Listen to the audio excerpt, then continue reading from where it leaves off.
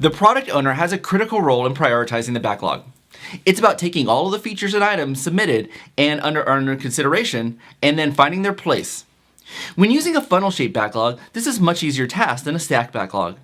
With a funnel-shaped backlog, we use product vision, roadmap, and release plan as inputs, and then we're able to take any item and find its place.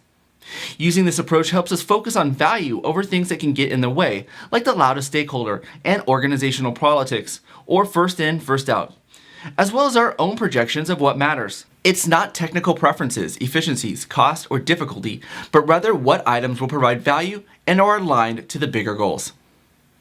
Typically, a team starts off with the product owner's priorities that are in chunks, far too big for the team to work on. These results in features that cannot be completed within a sprint. The team works together to split these items up into smaller chunks, still by value, and then priorities again. When splitting backlog items and stories, it's common to break a single item into 50 pieces, with 50 pieces of unique value to the user. Only 10 of them might align to current priorities. This helps the team truly focus on what's important and what parts can be left for later prioritization. So in what order do you develop the remaining 10?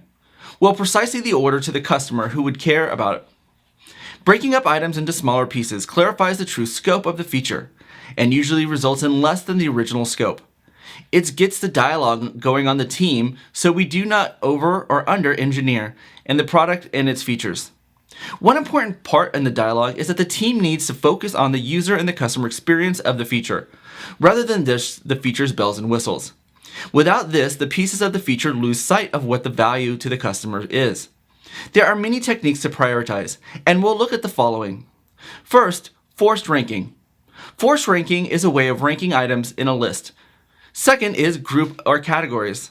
This categorizes the items in groups. Third we have is voting. This is a prioritization through opinions or select group of people. Last is buy a feature.